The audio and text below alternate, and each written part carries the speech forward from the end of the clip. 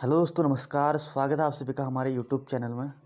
दोस्तों, मैं आज आपको दे रहा हूँ बंधरक्षक का आपका जो एग्ज़ाम होने वाला है नवंबर में। शायद नवंबर दिसंबर के समथिंग होने वाला है, मुझे पता नहीं है। तो उसका एक मॉडल पेपर मैंने बनाया है जो 50 नंबर का है। अगर आपकी डिमांड रही तो मैं 100 नंबर का भी बनाऊंगा। तो 50 में से आप कितने क्वेश्चन में से कितने मार्क्स लाते हैं वो इसमें कमेंट जरूर करें। और हमें बताएं आपको ये सेट कैसा लगा, ताकि हम आपको डेली ये प्रोवाइड करें।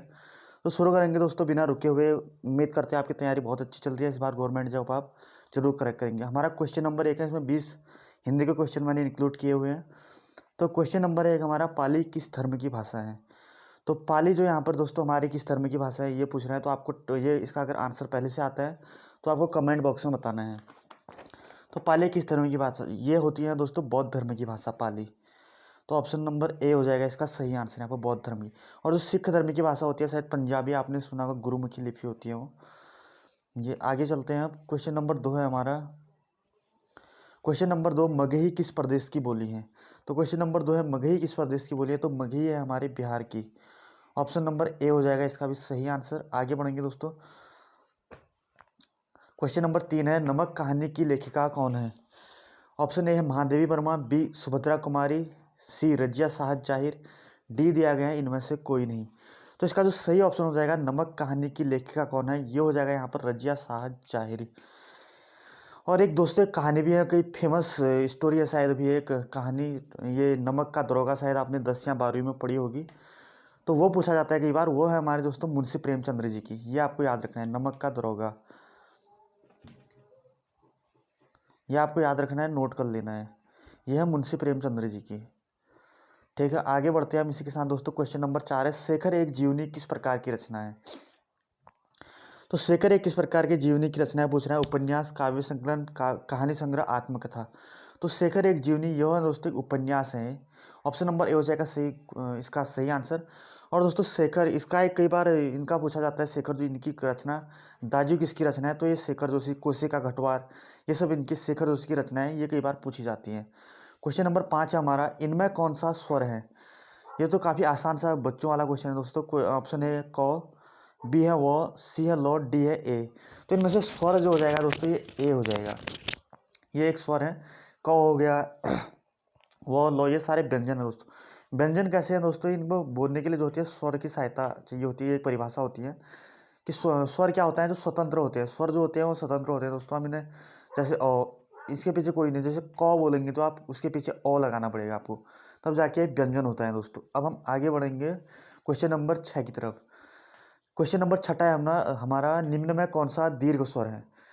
ऑप्शन दिया हुआ है, ऊ हो गया, आ हो गया, ओ हो गया, इनमें से कोई नहीं हो गया। जो इनमें से दीर्घ स्वर है दोस्तों, यहाँ पर क्वेश्चन नंबर 6 का सही आंसर हो जाएगा। यहाँ पर ये दोनों यहाँ पर दीर्घ स्वर हो जाएंगे दोस्तों, क्योंकि दीर्घ स्वर जो होता है हमारे 7 स्वर होते हैं। जैसे दीर्घ हमारे बोले जो बड़े होते हैं दोस्तों, जिनको बोलने में थोड़ा टाइम लगता है। और स्वरों को जो बांधा जाता है दोस्तों, ये उच्चारण के आधार पर, जैसे हम उच्चारण करते हैं तो 3 प्रकार से बांटा जाता है। यहाँ पर होता है एक हर्ष स्वर हो गया, और एक हो गया यहाँ पर दीर्घ स्वर, और एक होता है प्लुत स्वर। यहाँ पर 3 टाइप से हर्ष स्वर में दोस्तों 4 आ जाते हैं, जैसे छोटे होते हैं। जो एक ये हो गया ऊ, एक ओ हो गया, यहाँ पर एक ई हो गया छोटा, एक ऊ हो गया, और एक सॉरी अभी मुझे याद नहीं आ रहा है शायद। अगर आपको कमेंट मारा है तो मुझे कमेंट, क्योंकि मैं काफ़ी टाइम बाद दोस्तों आज फिर से वीडियो बनाना स्टार्ट कर रहा हूँ। तो मैंने काफ़ी टाइम से छोड़ दिया था, आज फिर से आपके लिए वीडियो बना रहा हूँ। ये 4 जो होते हैं हर्ष स्वर होते हैं, ओ ई ओ ऊ ई और री शायद। तो आगे बढ़ते हैं दोस्तों हम अब क्वेश्चन नंबर 7 की तरफ। किस शब्द में स्वर संधियाँ पूछ रहे हैं आप। आंसर में इसके दिए हुए हैं। ऑप्शन नंबर ए दुर्लभ, भानुदय, जगदीश, और डी नमस्कार। तो यहाँ पर स्वर संधि जो इसमें से हो जाएगी दोस्तों, वो है ऑप्शन नंबर बी में, भानुदय। आपको शायद स्वर संधि की जो डेफिनेशन है वो याद होगी। तो भानुदय, देखिए यहाँ पर ऊ और ध, इसमें अ हो गया, ये ऊ हो गया दोस्तों, ये दोनों ये मिल रहे हैं तो स्वर मिल रहे हैं, तो ये बड़े में बदल जाते हैं, तब भानुदय छोटे मिलकर ये हो जाएगा। यहाँ पर स्वर संधि का एक उदाहरण है। और जैसे जगदीश हो गया, जगत धन, इस नमः धन कार्य, इसमें विसर्ग संधि होगी दोस्तों। क्वेश्चन नंबर 8 की तरफ बढ़ते हैं हम। निम्न में कौन सी भाववाचक संज्ञा है। अब भाववाचक संज्ञा क्या होती है दोस्तों, जैसे भाव का अब बताता हूँ मैं आपको। क्वेश्चन नंबर 8 है, भाववाचक संज्ञा। वीर हो गया, शत्रुता हो गया, गुरु हो गया, मनुष्य हो गया। तो शत्रुता का भाव, जैसे आप किसी के प्रति जो है शत्रुता का भाव रखते हैं, जैसे आप हम जैसे मान लेते हैं भारत का पाकिस्तान के प्रति शत्रुता का भाव है, ये आप यहाँ पर उदाहरण लीजिए, तो शत्रुता जो हो जाएगा यहाँ पर इसका सही आंसर हो जाएगा। आगे बढ़ते हैं दोस्तों, क्वेश्चन नंबर 9 है यहाँ पर, 1 मिनट। क्वेश्चन नंबर 9 है, देश को हानि जयचंदू से होती है, रेखांकित में संज्ञा है। भाववाचक संज्ञा, जातिवाचक संज्ञा, द्रव्यवाचक संज्ञा, इनमें से कोई नहीं। तो देश को हानि जो होती है जयचंदू से। अब जयचंद, कई लोग इसमें सोचेंगे कि ये यहाँ पर नाम है, तो इसको समझेंगे कि ये एक क्या हो जाएगा कि एक जयचंद यहाँ पर ये एक नाम है, तो यहाँ पर वो सोचेंगे कई बार कि ये जातिवाचक संज्ञा नहीं। तो ये जाति, एक पूरी जाति पर दोस्तों यहाँ पर, जैसे जयचंद एक वो था कि आपने कुछ देखा होगा श्री रामायण में, सॉरी महाभारत में, तो उसने वहाँ पर धोखा किया हुआ था, तो जयचंद देश को जयचंदू से हानि होती है। तो इसमें सभी मतलब एक उसकी जाति पर जो है वो किया जा रहा है, एक यहाँ पर उसके जाति पर एक आलोचन किया जा रहा है कि जयचंदू से हानि होती है उसके नाम से, तो ये जातिवाचक संज्ञा हो जाती है। तो क्वेश्चन नंबर 10 की तरफ बढ़ते हैं दोस्तों। अब हम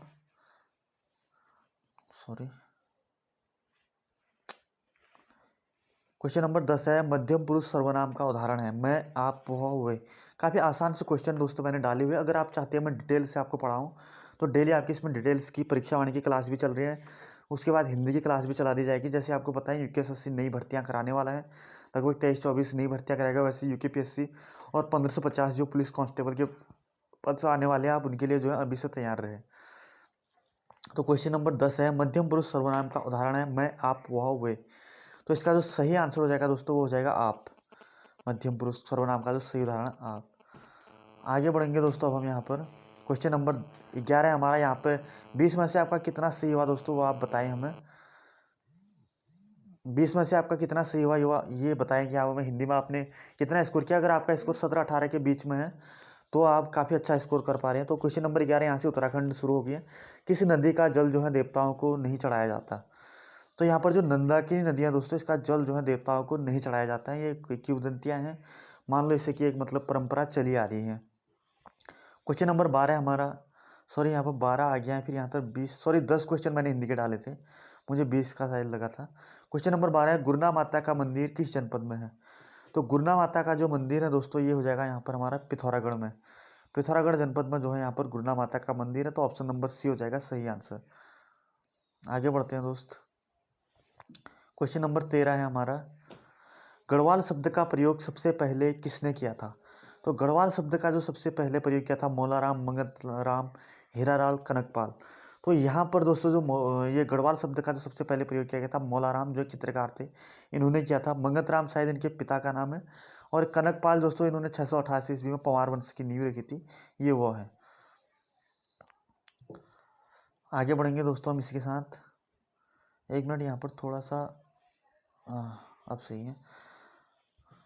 राज्य की प्रथम महिला लोक गायिका कौन है। कबूतरी देवी, बसंत देवी, पद्मावती, दुर्गा देवी।